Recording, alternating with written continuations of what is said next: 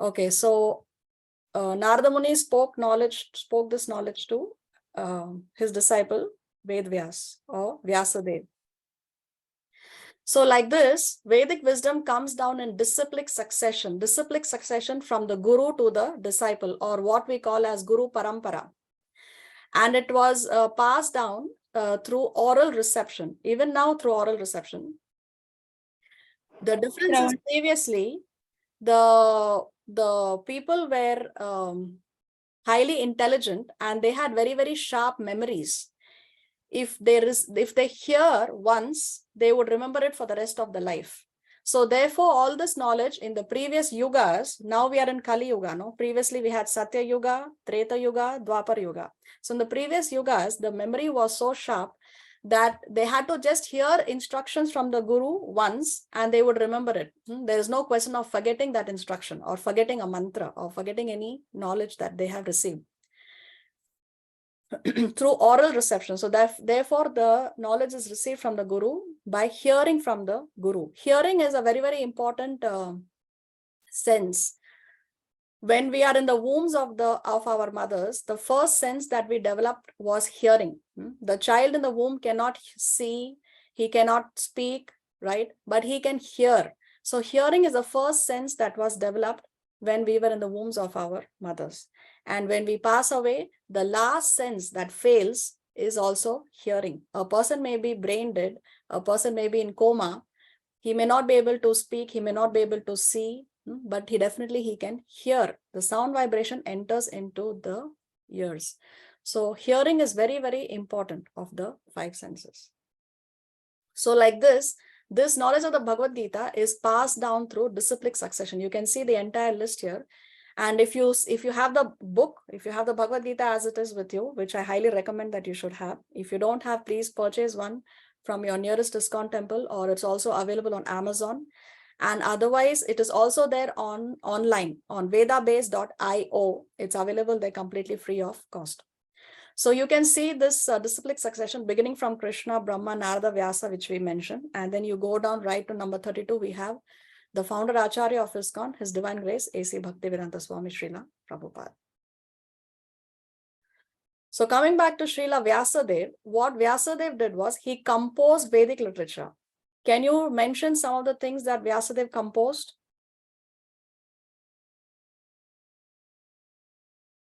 Shiv Puran. The Puranas, yes.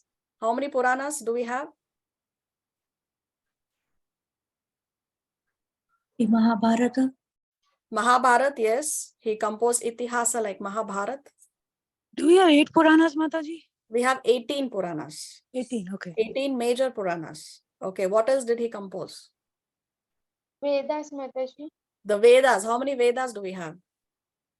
4. 4 Vedas. Yes, very nice. What else did he compose?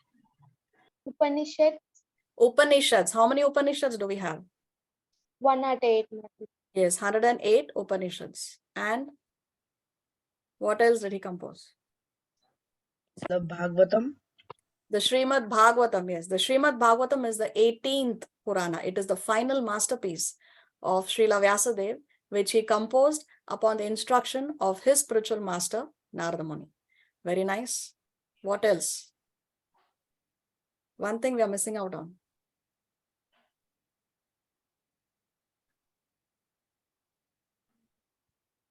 He also composed the Vedanta Sutra. The Vedanta Sutras are a summary of the Vedas given in Sutra. Sutra means like a code language. In one line, a lot of information is packed.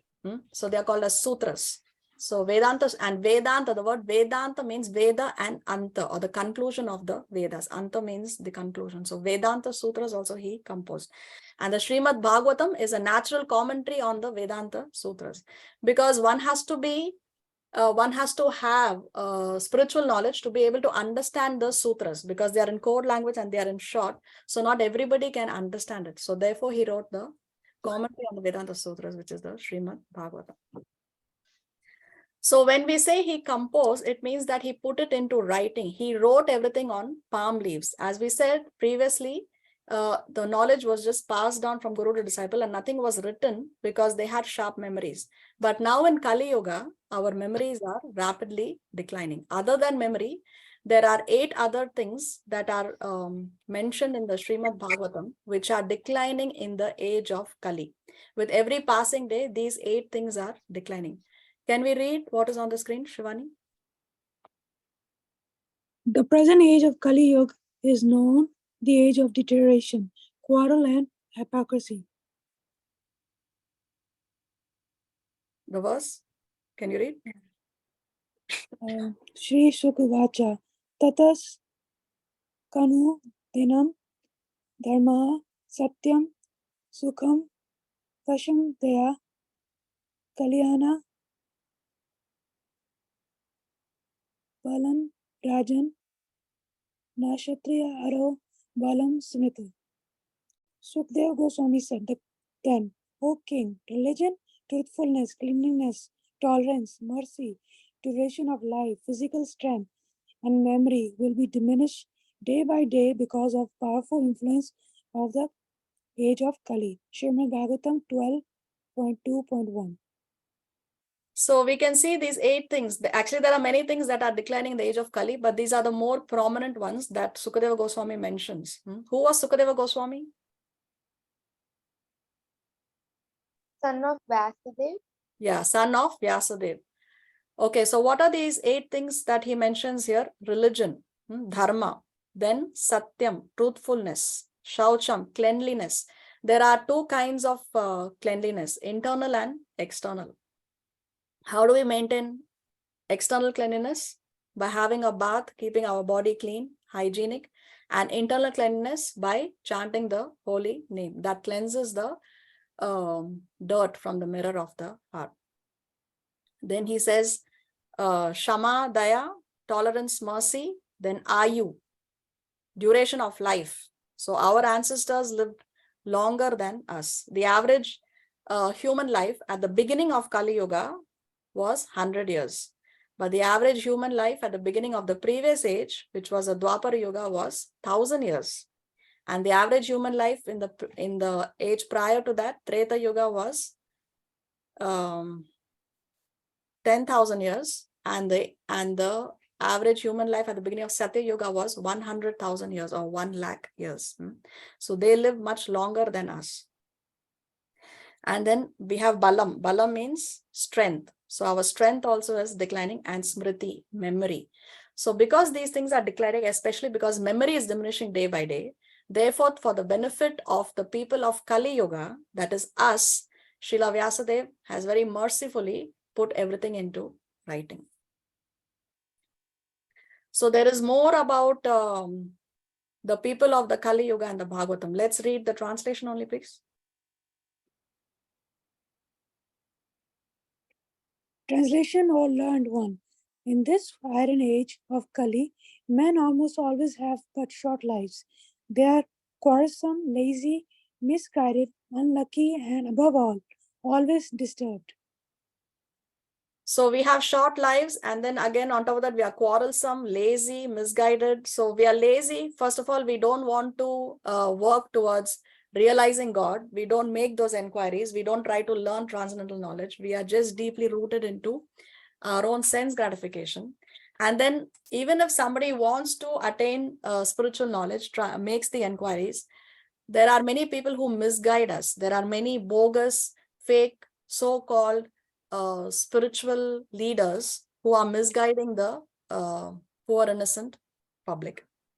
So these are the some of the qualities of Kali Yuga, which have been foretold 5,000 years back itself by Vyasadeva. He has put it into writing in the Srimad Bhagavatam. Say, this human life that we have got, we have received after passing through 8,400,000 different kinds of bodies. The soul has transmigrated through so many millions of bodies before we get this human body. The Puranas mention that there are 900,000 species living in the water. See this here. Jalaja Nava Lakshani. Jalaja means in the water. There are Nava Lakshani, 9 lakhs or 900,000 species in the water. Then Sthavara. Sthavara means the non-moving living entities, which are the trees and the plants. They cannot move. How many kinds of trees and plants are available? Laksha Vimshati. Vimshati means 20. So 20 lakhs or 2 million. Then Krimayo. Krimayo means insects. How many are there? Rudra. Rudra means 11. So 11 lakhs. And then in Pakshinam, birds, Dasha Lakshanam, 10 lakhs. Trimshal Lakshani or 30 lakh varieties are the Pashava. Pashava means animals. And Chatur Lakshani, 4 lakhs are the Manusha, are the human beings. So if you take a total of all this, there are 8,400,000 different kinds of bodies. And we have transmigrated through all these bodies before we have got this very, very rare, precious human body. So when we put two things in one category, there are things that are common in both the items, and there are things which are not common, which distinguish the two, isn't it? So what is it that is common between the animals and the men and the human beings? And what is it that differentiates the human beings from the animals? Let us read from this particular verse. Let's read the translation. Both animals and men share the activities of eating, sleeping, mating, and defending. But the special property of the humans is that they are able to engage in spiritual life. Therefore, without spiritual life, humans are on the level of animals. So what is common between the animals and the human beings? Ahara, Nidra, Bhaya, Maithunam. Ahara means food. Nidra means sleeping. Bhaya means fear. So we defend. When somebody tries to attack us, we defend ourselves. And Maithunam, mating. So Ahara, Nidra, Bhaya, Maithunam. Eating, sleeping, mating, and defending. These are Samanyam. This is common between Pashubir and Naranam, between animals and the human beings. But what is Vishesha? What is it that sets us apart from the animals? What is it? Dharmo. So spirituality is what sets us apart. Now, if we don't take to spiritual practices, if we don't take to spirituality, then what happens? Dharmena hina, without dharmena, without spirituality, then we are pashubhi samana, we are equal to the animals. Because we are also eating, sleeping, mating, and defending like the animals. So then what is the difference between us and the animals? Because human life is not meant for eating, sleeping, mating, and defending. Of course, we have to eat, we have to sleep, we have to mate, we have to defend. Okay, fine. But that's not the only activity that we should engage in. If we are only going to do that in this human life, then we are two-legged, sophisticated animals. Why sophisticated? Because animals are eating, sleeping, mating on the road. We may be doing it in our posh apartments. Okay, doesn't matter. So we are sophisticated, but at the end of it, we are only animals. So here it is. So the ability to solve complex problems and make decisions is what makes us different. We have more, we are more intelligent than the animals, and we should not misuse our intelligence. Durlabha Manava Janma. This human birth is very, very rarely achieved. Therefore, what we should do? Athato Brahma Jigyasa. This is the first aphorism. This is the first sutra in the Vedanta Sutras.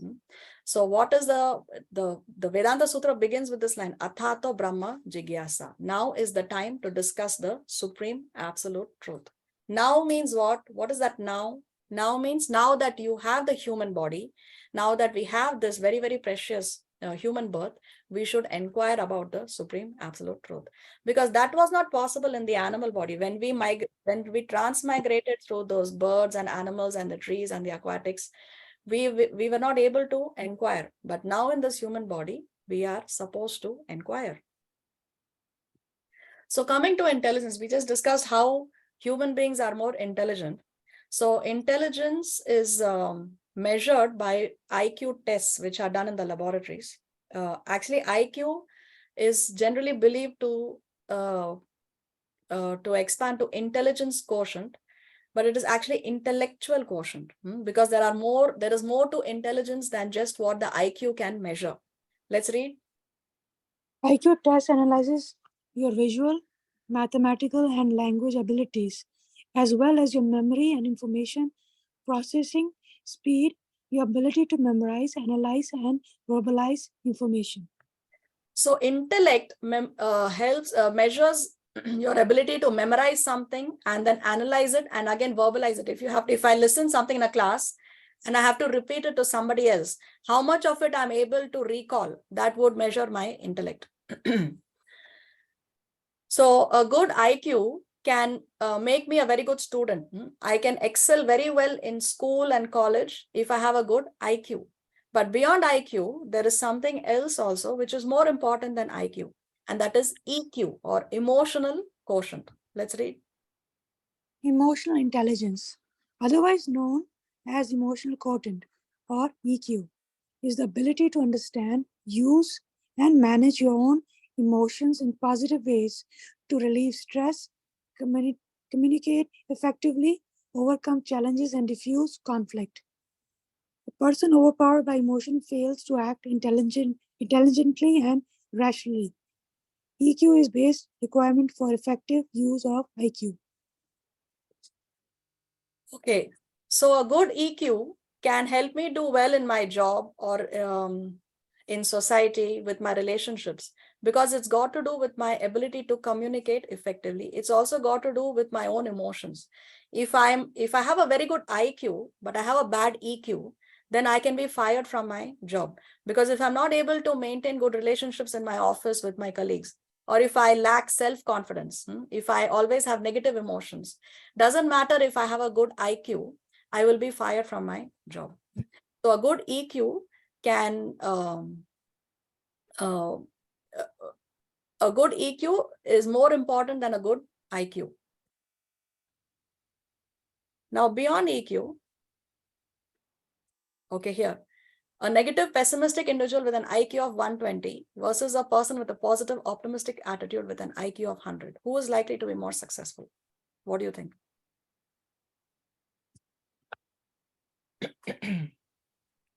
Positive person with IQ of 100. Yes. So it doesn't matter if I have a low IQ, but if I have a high EQ, I can do well in life. I can be successful in life. Okay. So you see, Arjuna, who is one of the central characters of the Bhagavad Gita, along with Krishna, he had a very good EQ. We can know from this incident in the Mahabharata. Let's read. When Dronacharya was teaching archery to students, he once asked them to shoot a bird on a tree by aiming its eye. He called them one by one, showing the bird. He asked them what they saw. Everyone except Arjuna said said that they saw the tree, the branches, the bird, etc. And so everyone missed the target. Arjuna had been practicing archery day and night and was the best archer among the students of Dronacharya. So when Arjuna's turn came, Drona inquired him as follows. Drona, what do you see, Arjuna? I see the eye of the bird. Drona, do you see the tree? Arjuna, no. Drona, do you see the branch? Arjuna, no. Drona, do you see the bird? Arjuna, no. Drona, then what else do you see, Arjuna? Arjuna, nothing. Saying so, Arjuna released the arrow and it just hit the target straight. So one of the qualities of a person with good EQ is that he has very good concentration levels. IQ is about how well you can memorize and how well you can verbalize. But EQ means you have very good concentration. So we can see how Arjuna, when he was in the Gurukul of his spiritual master itself, he was able to concentrate fully. So Arjuna was someone who had a very high EQ. Let's read some statistics about EQ. A 40-year study of PhD at the US Berkeley found that EQ was 400% more powerful than IQ when predicting who would succeed more in the industry. Daniel Goleman, a prominent behavioral science expert, claims that 80% of the adults' success comes from emotional intelligence, EQ. 90% of top performers are high in emotional intelligence. Dr. Travis Bradbury, the co-author of Emotional Intelligence 2.0 study on over 42,000 people with a high EQ earn an average of 29,000 more annually than people with a lower level of emotional intelligence. So if we have to compare IQ and EQ with this iceberg, IQ is the little portion that is visible above the water. It's visible, but it is a very, very small portion. EQ is the larger part, which is under the ocean. But higher than EQ is SQ, or the spiritual quotient. Let's read what is SQ. Spiritual quotient. Spiritual quotient is our ultimate intelligence. It is the sum of our intelligence quotient IQ and emotional quotient EQ. Basically, all human beings are spiritual in their nature. So what's the equation? IQ plus EQ is equal to SQ. Okay, the EQ has to do with the heart, the IQ has to do with the head, and SQ has to do with the soul. So we are all spiritual beings, and therefore SQ is most important.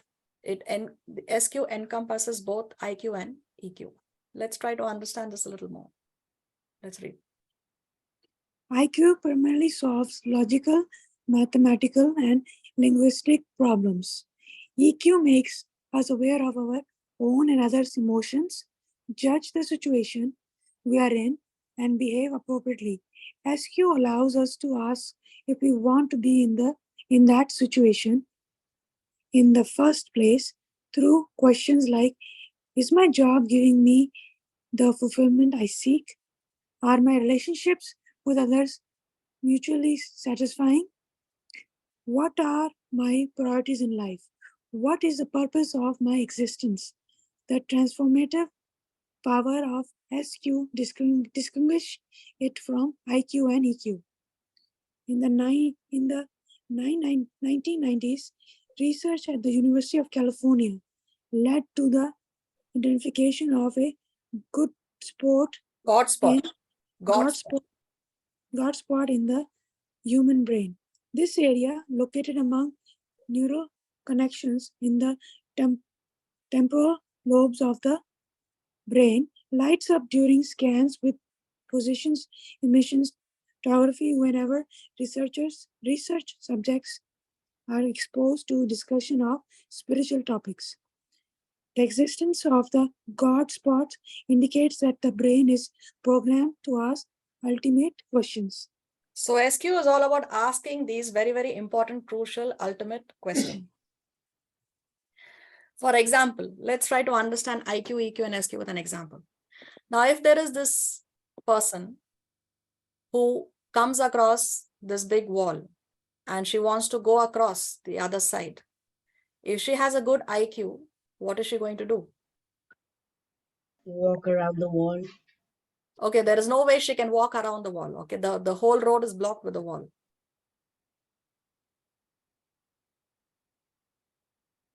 Climb the wall. What's that? Climb the wall. Climb the wall. How will she climb the wall? Try to get a ladder. She has to try and get a ladder, isn't it? So getting a ladder and placing the ladder at the correct angle so that it leans against the wall and it doesn't fall when she's climbing, all that involves a good IQ.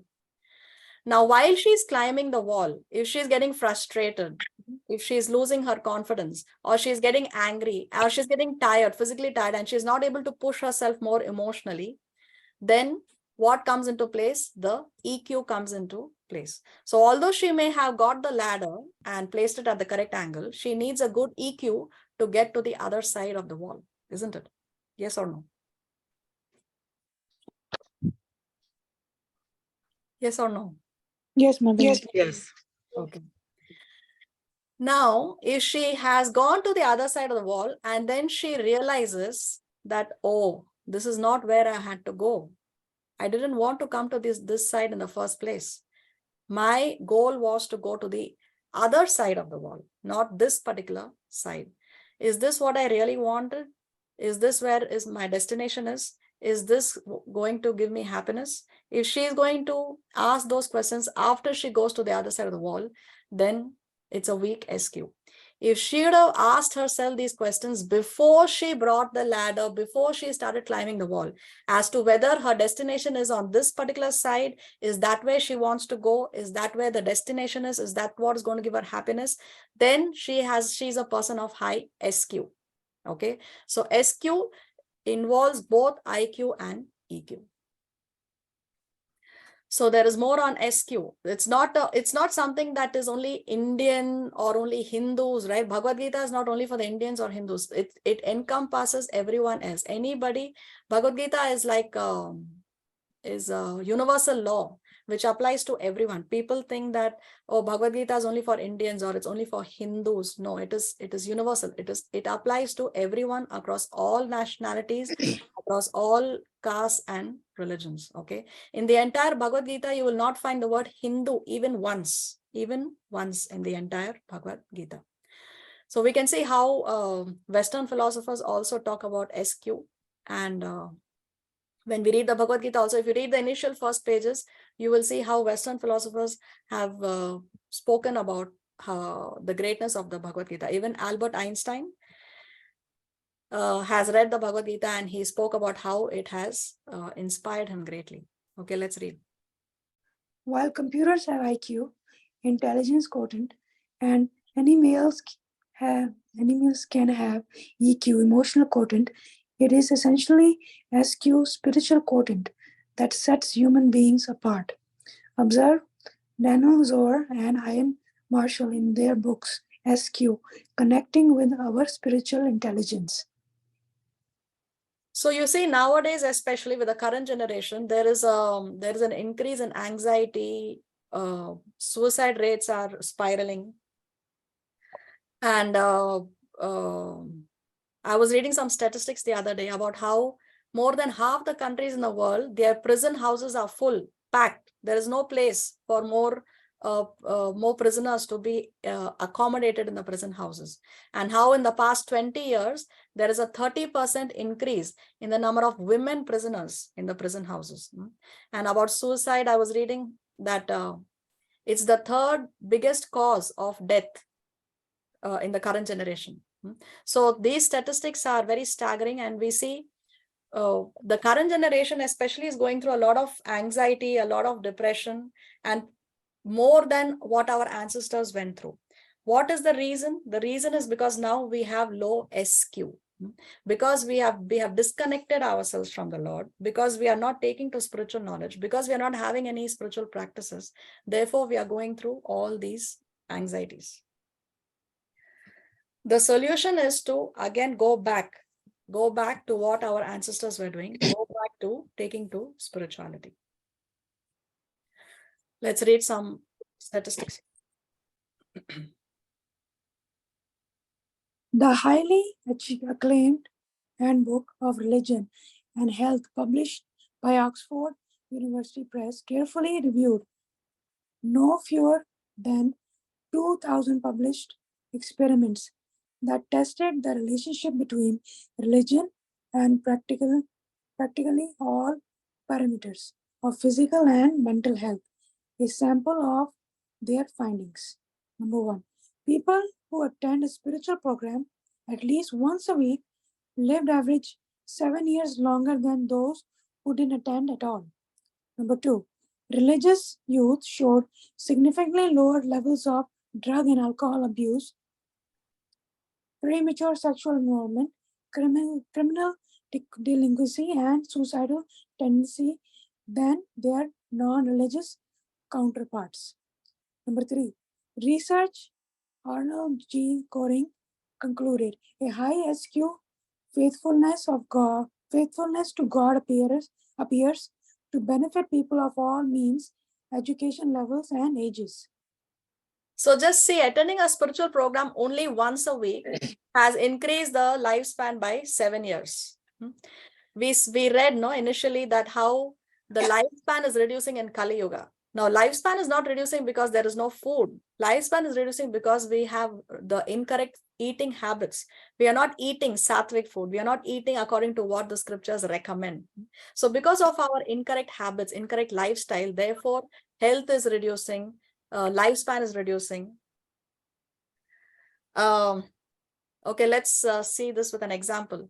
Now, when we throw one stone in still water, the stone goes in the water and it creates ripples. You can see the circles, these concentric circles that are created around that center point where the stone fell. None of these concentric circles are clashing with each other. Yes. So that one center is the Lord. If we have the Lord in the center of our lives, then everything in our life is automatically taken care of. Our relationships, our finances, our duties, everything is automatically taken care of. Our business, our work, our children, everything. There will be no clash. As just as how these conflict circles do not clash with each others. We have to put the Lord in the center of our lives. But if we throw many stones in the water, then these circles are going to clash with each other. So if we are going to put everything in the center of our lives, oh, my business is very, very important. My relationships is very, very important. Then what's going to happen? We cannot have so many centers in our life. If we have so many centers, we're going to put so many stones, then there is going to be a clash. And this is what is creating so much of confusion, anxiety, depression in the current generation. So human life is like a junction. If we lead proper, responsible lives with an enhanced SQ, then human life at least is guaranteed. At least. Otherwise, we can also go back home, back to God, and go back to the spiritual realm from where we originally came from. But if we do not use the human life with an enhanced SQ, then again we will be degraded to animal life. So again cross through 8,400,000 different kinds of bodies before again we get this very, very precious human. What a waste. What a waste of this precious human life. So what is the goal of these Bhagavad Gita classes that we are doing? The goal of this course is to equip you with tools to enhance your SQ. Both of us, both parties are going to benefit, you as well as me. We can enhance our SQ by this program. How? Because the Bhagavad Gita has 5 subject matters. The 5 subject matters of the Bhagavad Gita are Ishvara, Jiva, Prakriti, Karma, and Kala. Ishvara, God. So the Bhagavad Gita tells us who is God. There are so many conceptions of God. And there are so many people who claim to be God. So who really is God? Krishna will give us clarity on this point in the Bhagavad Gita. Then Jiva, who are we? We are souls, we are living entities. So first of all, we need to know who are we. We are not what we see in the mirror. That's the first lesson Krishna gives to Arjuna in the Bhagavad Gita, that you are not this body, you are spirit, soul. So we are not what we see in the mirror. That's not us. So Jiva. And then Prakriti, material nature, this place where we are living. What is the nature of this place where we are staying? What is the nature? So that is Prakriti, material nature. Karma, activities. So what kind of activities are going to keep us rooted here? What kind of activities should we indulge in so that we can go back to the spiritual realm? All that karma and how our activities determine our next body. All this information we will see in the Bhagavad Gita. And Kala, time, how time plays a role, because every moment that we are living is an indication that we have less time to perfect our life, because death is fast approaching, isn't it? Every birthday, every gray hair on our head, every wrinkle on our skin, every time our memory is failing, we realize that we have less time to perfect our life. So these are the crucial questions that the Bhagavad Gita is going to answer through these 5 subject matters. Let's read.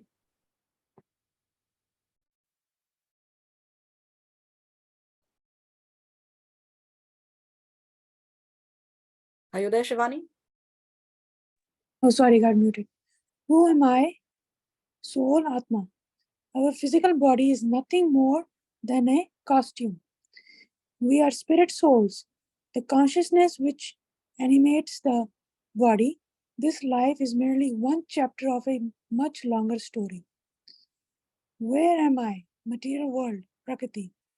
The world is a cosmic university wired to make us think. Is there a deeper meaning to life? Here we come to experience and enjoy life through material pursuits. Number 3, What am I doing here? Activities, karma. The law of action and reaction is nature's way to educate and evolve us. Good actions are rewarded and bad actions are punished. The spiritual actions are being real happiness and ultimate freedom. How long am I here? Time, Kal. Our life, the universe, and everything around us moves according to the wheel of time. Time brings death and uncomfortable reality. We naturally seek eternity. We naturally seek eternity since our real self is spiritual. Number 5. Is there something beyond God, Ishvara? Our human journey is an opportunity to reawaken our eternal relationship with God and return to the spiritual world, where every step is a dance and every word a song. Krishna explains how to do this through yoga, which literally means to link. In conclusion, as souls live, as soul living in the material world, we are performing activities with the conjunction of time through we actually belong in the spiritual world with God. Okay, so see this, we naturally seek eternity. We don't want to die. Can we say that, okay, it's okay, I don't mind if I'm going to die the next minute? Immediately we will panic. Oh, there are so many things to be done, my bank accounts, my family, my children, isn't it? So we don't want to die. Why is it that we are not ready for death? Is because by nature we are eternal. The spirit soul is eternal. The spirit soul never dies. So because by nature we are not supposed to die, therefore even when we are in this material body, we are not prepared for death. So we are like a fish out of water. We do not belong to this material world. So we again welcome all of you to our Bhagavad Gita classes. Do we have any questions? We can take a pause, take some questions before we proceed to the next part of the introduction. Do we have any questions?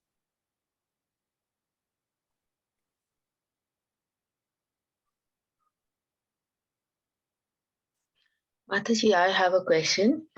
When we were talking about that 8,40,000 life categories, there's something that said like 400,000 human categories. How are there 400,000 human categories? Yeah, 400,000 human categories. We are not only talking about this particular planet. We are talking about human bodies across all planetary systems, across all universes. There are millions and millions of universes. When Mahavishnu breathes, from every pore of his skin, an entire universe is created. So within all those millions of universes, there are different kinds of living entities where there are different kinds of human bodies as well. Thank you. Okay, any other question? I have a question about the last sentence. You said that the eternity, if we come to know that we are eternal nature and we never die, but we don't come to know that, and that's why we are suffering because of forgiveness of Krishna. So if we come to know that, then we'll only depend on Krishna, right? Instead of depending on nature. Yes, one thing is to know about it, and the other thing is to put it into practice. So we know, for example, I may know that cigarette smoking is injurious to health. But if I don't put it into practice, then I'm still going to be affected. Now my health is still going to be affected, because one thing is to see. Now let's come back to IQ. If I attend a seminar where I'm taught about the ill effects of smoking and drinking, and I'm able to come back and repeat it 100% to somebody else, so I have a good IQ. But if I'm not able to stop smoking, if I'm not able to put it into practice, and I continue smoking because I have a weak SQ, then I'm still going to be my health is still going to be affected by all that smoking and drinking. So the good IQ does not help. On the other side, if I'm not able to recollect what I heard in the seminar, I'm not able to repeat it to my friend, but immediately I'm able to stop smoking and drinking. Then yes. So if I know something and I also act upon it, put it into practice, then I can go back to the spiritual world. Thank you, Mataji. Beautifully said. Hare Krishna. You're welcome. Any other questions?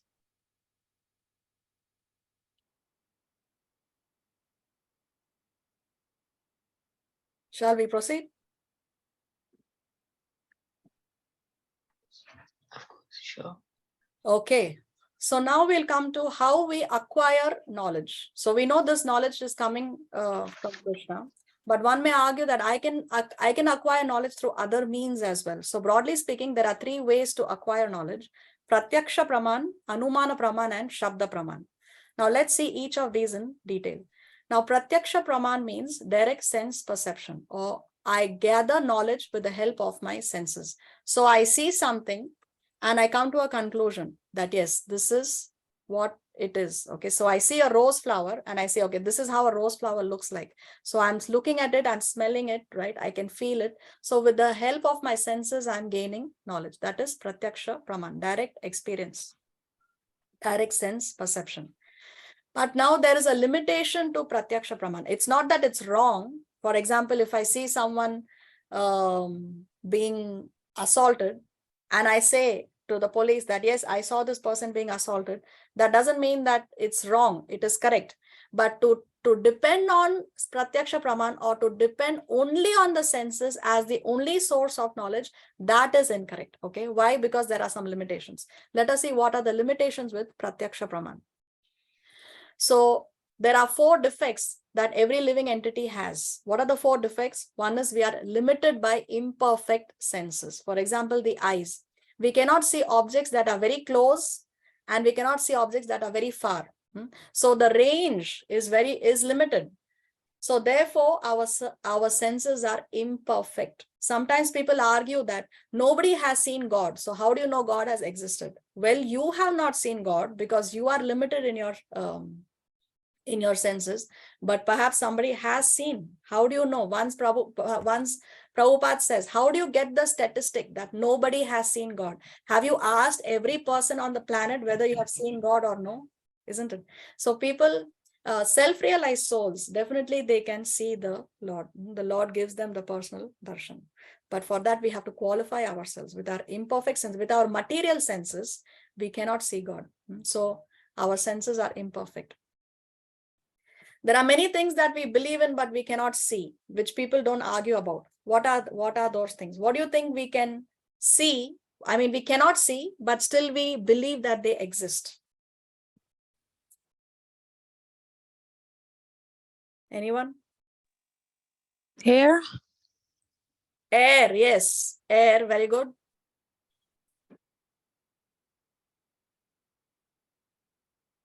More? God. Intelligence. God. What's that? Gayatri? Matisha, I'm saying that intelligence. Intelligence, yes. Very nice. Smell, What's that? smell, I don't understand. Smell. Smell, yes. Okay. Very nice. The soul, The soul, yes. Do you smell love? Love, Emo- okay. We believe in rebirth, but we can't see it. Okay, very nice. an We believe in atom, God, but we cannot see him. God, okay. an atom, Atom, okay. Sound. Sound, Blessing of spiritual master that we saw Vaishnava. okay. Okay, so we have a very advanced audience here because you all are going at the spiritual level. Very nice. But Mercy. more at the more base material level, air, AM, FM, Wi-Fi, X-ray, gravity, mind. So these are some of the things that we believe in, but we cannot see, but definitely they exist. So if someone asks a question, oh, nobody has seen God, God does not exist. It's a very, very absurd and illogical statement because there are many such things. Even for a gross materialist, there is this list of items that cannot be seen, but definitely they exist. So coming back to imperfect senses, let's read how the ears are imperfect. Ears cannot distinguish between hissing of a cooker and a train. So we may hear something, but we may not understand exactly what we are hearing. So even our ears are imperfect. Tongue, eating orange after sugar, sour taste. Eating orange after lemon, sweet taste. Skin. Same water touched with warm hands appears cool. Touched with cold hands appear warm. So we have imperfect senses. Now, the second defect of the living entity, invariably illusion. So we may see something, and even though we may be seeing correctly, it may be within the range of our vision and we are seeing clearly, but even after seeing it, we are under illusion or we misinterpret what we see. For example, what do you see here?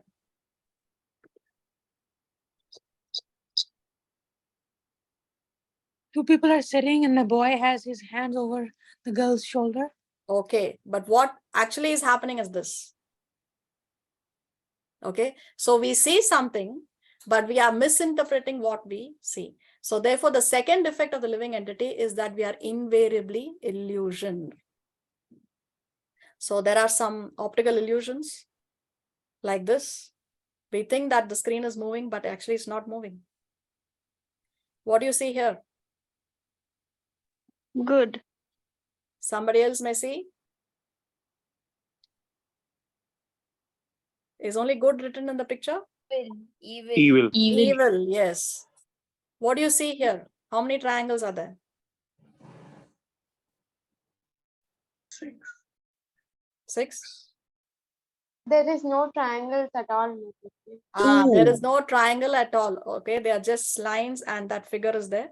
There are actually no triangles in the picture, but the illusion it creates, this picture creates, is as though there are triangles. So this way of acquiring knowledge is not perfect. What we see is not always true. It may be true at times, but it is not always true. Okay, so see this. Objects in a particular mirror may appear closer than they actually are. Or when you put a pencil in a glass of water, the pencil appears to be bent, but actually it's not bent. So we discussed 2 defects of the living entity. Now we see the third defect of the living entity, tendency to commit mistakes. We all have the tendency to make mistakes. Let's read some examples. Wildly incorrect accounts in science. Earth was considered flat. Electricity and heat were considered fluids. Brain was thought of as an organ to cool the blood. Bats were considered blind. Earth was considered the only place where water existed. So we have the tendency to commit mistakes. Even in the world of science, there are so many statements that are given, and then there is a correction of that. And then again, the next generation of scientists will come and he will prove that the previous scientist was wrong. And this is actually the fact. So every scientist is disagreeing with the other scientist. So tendency to commit mistakes. Fourth defect of the living entity, tendency to cheat. Let's read. Most scientific studies are wrong. And they are wrong because scientists are interested in funding and careers rather than truth. Richard Smith, former editor of the British Medical Journal. So just imagine, so much of money is invested, is given to the scientists for their research work, but most scientific studies are wrong. And why they are wrong? Because all that the scientists are interested in is funding their careers rather than giving us the truth. And that is the reason why scientific facts are always changing over the years. So one example of this tendency to cheat is the Piltdown Man fraud. You can read it on the internet. A lot of detail is given. We have a brief description here. Let's read. The Piltdown Man fraud, false evidence of evaluation. Bone fragments were presented as the fossil remains of a previously unknown early human. These fragments consisted of parts of a skull and jawbone, said to have been collected in 1912 from a gravel pit at Piltdown, East Sussex, England. It was exposed in 1953 as a forensic consisting of the lower jawbone of an orangutan deliberately combined with the cranium of a fully developed modern human. So just see, they brought together the jawbone of an orangutan and the skull of a human being, and they said that, oh, this is how our previous ancestors looked like, because they wanted to prove that man is coming from the apes. And after 40 years, it was discovered that this was a fraud. So like this, human beings have the tendency to cheat. Now we discussed, what are we discussing now? We are discussing ways to acquire knowledge. Within that we saw the first one, Pratyaksha Praman. Within Pratyaksha Praman, we saw the problem with Pratyaksha Praman is that every human being has 4 defects. What are the 4 defects? We have limited senses, we have imperfect senses. Then we saw that we are illusioned. Then we saw that we have the tendency to commit mistakes. And fourth, we have the tendency to cheat. And because we have these 4 defects, therefore, Pratyaksha Praman cannot be the only way to acquire. Now, the second way of acquiring knowledge is Anumana Praman. Theory is based on evidence or observation. So we have studied this in our schools. 6 blind men exploring an elephant. Each one is touching a different part of the elephant and coming to a conclusion what the elephant looks like. The one who's touching the tail says that, oh, the elephant looks like a rope. One who's touching the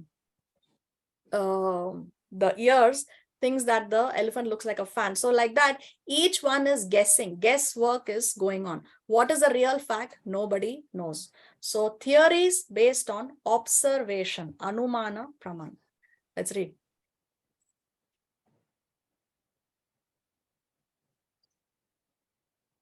Where the senses fail to find the beginning, the mind takes over. The mind's attempt to know what is beyond the reach of sense perception is called Anuman, reasoning. It may have been like this, or perhaps it was like this. So when an experiment is done, normally they come to a hypothesis, no? And then the experiment is done to prove the hypothesis. So what is that hypothesis? It's only guesswork. Perhaps it is like this, or probably it was like that. So that is Anumana Praman. So what is the problem with Anumana Praman? Let's read. A practical example of Anuman Paraman or wild speculation is Dawn's theory that proposes the idea that human beings might have evolved from apes. Darwin tried to find out how life came into this universe. With all his researches, when he couldn't make out, he resorted to wild, imaginative speculation. This he himself says in the introduction of his book, The Origin of Species. So Charles Darwin himself admitted that he has resorted to wild, imaginative speculation. So just speculating. Perhaps it is like this. Maybe it's like that. We have there is no value to somebody's speculation. There is no value to what somebody thinks. Perhaps it is like this. Because 10 people will have 100 million opinions. And what is the use of having those opinions? What matters is what is the real truth? What is the absolute truth? So therefore, that knowledge can be received only through Shabda Praman or hearing from a bona fide authority. What we discussed previously, Guru Parampara. When we receive knowledge from a person who belongs to a bona fide, authorized, disciplic succession, then that knowledge is perfect. Now, the person we may be hearing the knowledge from may be imperfect because that person also has imperfect senses. Yes, definitely. But the knowledge is perfect, isn't it? A person who belongs to a bona fide disciplic succession will only repeat what he has heard from his spiritual master. And that spiritual master has heard from his spiritual master. So like that, it goes all the way back to Krishna. The buck stops at Krishna, which we discussed in the beginning of the presentation. So because although we may be imperfect, because we are hearing the knowledge which is perfect from another person who has imperfect senses, the knowledge is perfect. Therefore, this way of acquiring knowledge is most bona fide, most authentic. See, objects beyond material nature cannot be known experimentally because we are spiritual and this is spiritual knowledge. Now, spiritual is beyond the material. And we cannot know the spiritual by doing some experiments or some research in a laboratory. Achintya means inconceivable. Inconceivable means we cannot understand. So with the material mind and senses, we cannot understand spiritual knowledge. We have to spiritualize ourselves. So achintya means inconceivable. If we do not have the correct mood to learn the Bhagavad Gita, then we will not understand it even if we read it for 1,000,000 times. Okay, we have to be surrendered, and with the mood of surrender, if we approach the Bhagavad Gita, then we can understand. That which is achintya, that which is inconceivable, can be known only by Shabda, the process of hearing from Vedic literature. So again, hearing is very, very important, and hearing from the right sources. Coming directly from God, Vedic knowledge is free of the 4 defects. So as we discussed, the knowledge is perfect because it is coming directly from Krishna. Therefore, it is free from the 4 defects. So the means of Vedic knowledge is to accept an authority and learn the truth by inquiring submissively. Submissively, that is the key word there, submissively. If we are going to learn with a challenging mood, oh, let's see what is there in it, and then we think, this cannot be true, then we will never be able to understand the Bhagavad Gita. So inquiring submissively with the right mood of surrender. See, Krishna spoke the Bhagavad Gita to Arjuna after Arjuna surrendered to Krishna. Arjuna told Krishna that please instruct me, I am a soul surrendered unto you. Only then did Krishna start speaking this knowledge. Before Arjuna surrendered like this, Krishna did not speak. And this happened in only chapter 2 when Krishna started to speak this knowledge.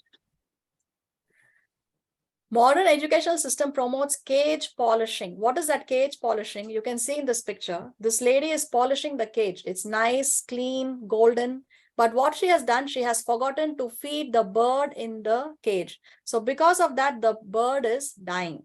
So what we are doing, what is this cage polishing civilization? We take care of our bodies. We take care of what we see in the mirror, right? That's why we have so many salons, spas, parlors, so many hospitals, so many pharmacies, because all that we are interested in is in taking care of the body. Anti-aging creams and all that. We don't want to grow old. We don't want to get diseased. So therefore, we are only thinking about taking care of this body. We are only taking care of the cage, but we are forgetting the soul. We are forgetting to take care of the soul. The spiritual needs of ours also need to be taken care of along with the body, right? Because the body is where the soul is residing. So therefore, we need to maintain good health so that we can practice our devotional services. That's fine, but not at the cost of forgetting our spiritual practices. We cannot take care of the cage at the cost of forgetting to feed the bird in the cage. So we have to take care of our soul, of our spiritual needs, not only be obsessed with the body. Let's see a short video.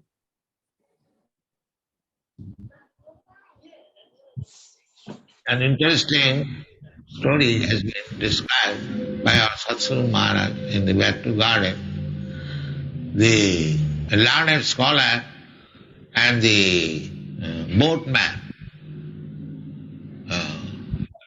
in Bengal, there are many rivers, and the people generally transport by boat service.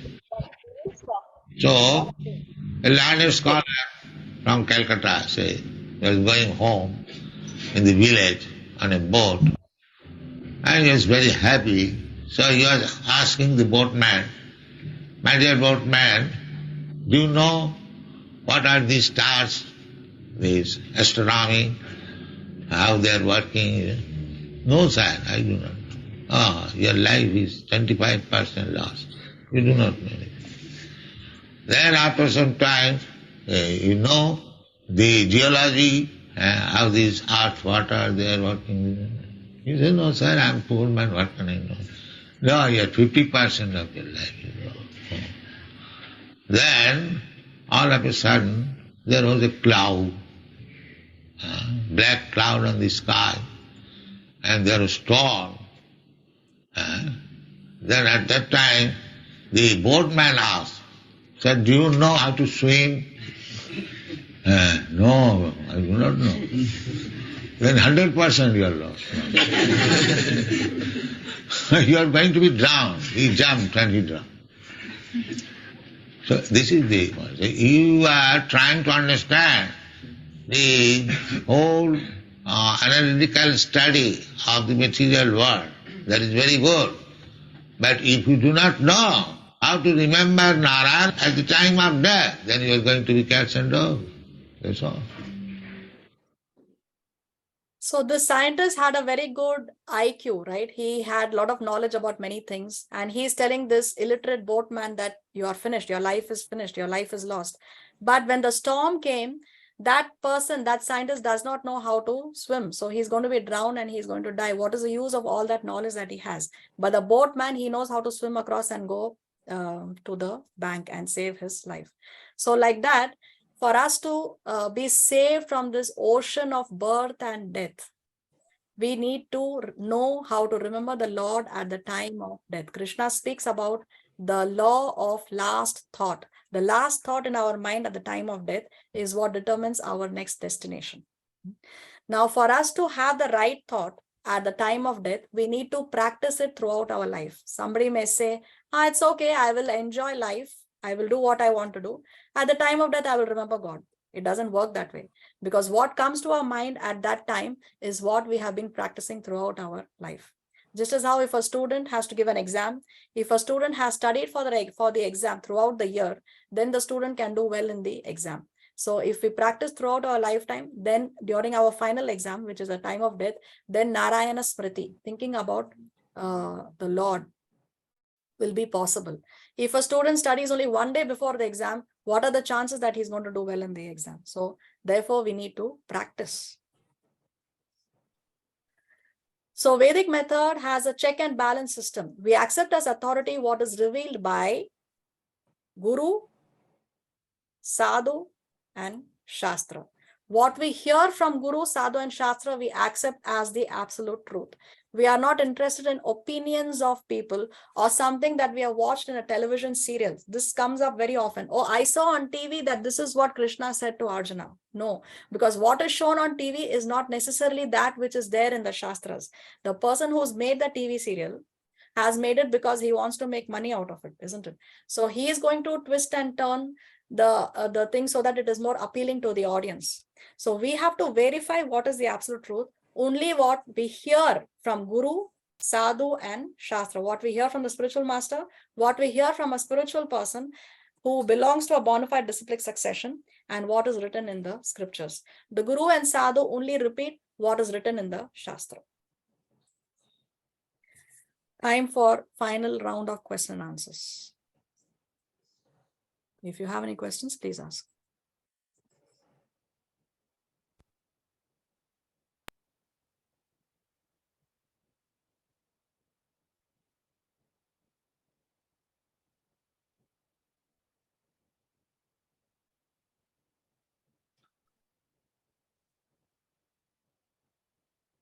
No questions? There has been silence. Sanam, hi, Upasna here. Hi, Upasna. Hi, I have one question. You said that the final smriti during the time of the death it will decide our future life, right? And that's why we should practice spiritualism throughout our life. But our death situation can vary, right? We don't know when we are going to die and all. And at that moment, how the spiritual practices will influence the thought, because I can die at, maybe for some accident and all. And how that mind exactly will go to Krishna if we are practicing spiritualism throughout our life? Yeah, it happens automatically because what we practice, see what you said is right. We don't know. Death can strike at any time. So we have to always be prepared. Okay. So there is no time limit that, if you practice for 10 years only, then you can remember Narayan. No, it takes just one moment to surrender to Krishna. It takes just one moment. And there is a verse that says where Krishna is telling his devotee that you are my devotee.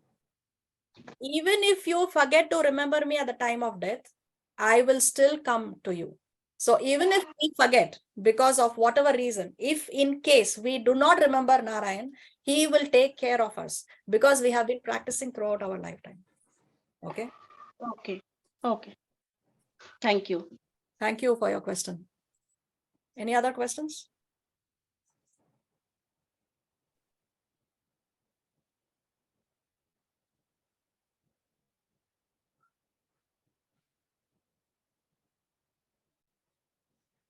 Okay, I would like to say something. First of all, I want to congratulate all of you for your very intelligent decision. Now we know what the word intelligence means. So for a very intelligent decision to take up this course, and I really hope that all of you can finish the course. Usually we see that many people drop out in the middle of the course because this course requires a lot of determination. It is going to require a lot of determination week after week after week after week to attend these classes, to gain this knowledge. There are going to be things that are difficult for us to understand. There are going to be things that we may not be able to accept, but we have to always remember that what is in the Bhagavad Gita is the absolute truth. So we cannot question and say that, no, this is wrong. That is an incorrect statement. But how can this be correct? This question we can ask. We can inquire, how can this be correct? Or how can we understand this? But we cannot say that this is wrong. And knowledge of the Bhagavad Gita should be accepted as it is. That's why Prabhupada's Gita is called Bhagavad Gita as it is, because no knowledge here, nothing is twisted or turned or changed in order to suit the audience. It is the knowledge as it is. Okay, we are going to get the straight source. So we have so many conceptions in our brain. No, we have heard so many things. We have seen so much on television, read so much things on the newspaper, and we read so much on the internet. So we have a lot of things already in our mind. There is a instructive story where the student is cross-questioning the teacher, and then there is an argument going on and there is no conclusion. So then the teacher brings a jug of water, which is already full, and he pours more water into the jug. Now, because the jug is already full, the water only overflows. It's not able to retain any of the water. So we already have so many conceptions, and if we are going to bring those conceptions in the study of the Bhagavad Gita, then we will not be able to understand or get this knowledge. So we need to have the right mood when we start these classes next week, hopefully Krishna willing. And week after week, as I said, it requires a lot of determination, because when we take up this knowledge, when we try to learn spiritual knowledge, especially Bhagavad Gita, what happens is Maya, she does not play nice with us. Okay, the service allotted to her is to distract us, take us away from the Lord, because she tests the sincerity of the living entities. So therefore, when we take up this course, or when we learn the Bhagavad Gita, we are openly declaring a war against Maya, and she does her service to perfection. So for us, it means that we need to be fighting her. It's like swimming against the current. So it requires a lot of effort, determination, and I really request all of you to please do not give up on this course. And I can guarantee that if you can study this till the end, then your life is not going to be the same again. Bhagavad Gita is a life-changing course.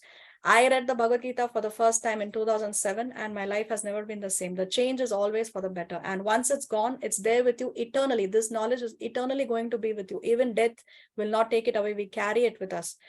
Life after life after life. Unlike what we have materially, our bank balance, our beauty, our knowledge, our strength, our fame, everything is going to go at death. Yes, but this knowledge continues with us life after life after life. So please do attend these classes. At the end of every chapter, we will have some exams, very simple exams. Now, don't worry. And if you can submit all the papers at the end of the course, then you get your certificate.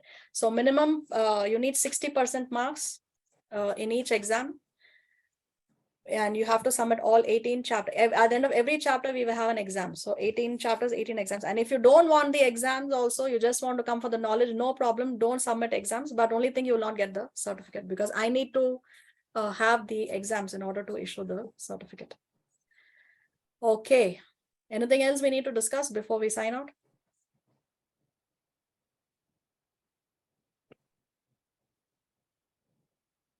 Krishna Ji, Shanam Mataji, Koti Koti Dandat Pranam. Srila Prabhupada, Srila Gurudev ki jai, Bhagavath ki jai. Thank you, Mataji. Shri Bhagavad Gita ki jai. No words to your sincere seva. How many times we learn Shri Bhagavad Gita? Every time we learn new things. So my humble request to all Vaishnava to join again Shri Bhagavad Gita class. Koti Koti Dandat Pranam, Shanam Mataji. Thank you. Hari Bol, Hari Krishna. Thank you. Thank you very much, Vrinda Gopika Mataji. Thank you for giving us your association. So here there is a question in the chat. Are these sessions recorded for future references? Yes, we will be uploading the videos on YouTube, and then you can watch them at your convenience if you're not able to attend the live class. Okay, anything else we need to discuss? Mommy, please read our chats, otherwise then we will miss on reading our chats. We have messaged you here also. Yeah, I'm reading them now. Actually, in between the classes, I'm not able to, I mean, I can, but I don't usually see the chat because it's a distraction. So I'm just reading them now. Thank you very much for your comment, Khushbu. Thank you, Mommy. Okay, anything else? So how can we tell people then that they should pray? Because many people don't pray, you know, like today's class, how I understood it was about outward appearance and inward appearance, how people make themselves beautiful from out there, don't make themselves beautiful from within. So how we should be more, you know, motivated that I want to be a better person, I want to be a good human being, I want to make this world a better place. How more, like we chant and all, but what more can be done? Yeah, so the ABCD is ABCD association. We associate with the right kind of people. We associate with devotees. We go to the temple, associate with Vaishnavas. B is books. We always read the Shastra. Every day, at least 1 hour, you can dedicate to reading anything from the Shastra, anything that you like. Go to vedabase.io and you can read from there. A, B, C is chanting. Always chant the holy name. And D is diet. If we have a sattvic diet, if we eat food that is offered to the Lord, if we eat prasad, then that will also change our mindset. Okay, so A, B, C, D, these are the 4 things that we need to do. Association, book, chanting, and diet. Thank you. You're welcome. Anything else? So I can see Vishwanath ji with his camera on. Thank you very much for keeping your camera on. If your camera is on, I can see you and we can relate better. If the camera is off, then I'm just talking to a screen with some boxes and names. So thank you very much for keeping your camera on. Very grateful. Now I can see Khushbu, Pavani. Thank you. Thank you for your cameras. Deepa, thank you very much. Nisha, thank you. Okay, so we'll sign off. Vancha kalpataruvyaschа kripa sindhuvya evacha patitanam pavanebhyo vaishnavebhyo namo namaha. Srila Prabhupada ki jai, Srimad Bhagavad Gita ki jai. Hare Krishna. Hare Krishna. Hare Krishna. Thank you. Krishna Mataji. Thank you, Mataji. Hare Krishna. Hare Krishna. Thank you, Mataji. Thank you. Thank you.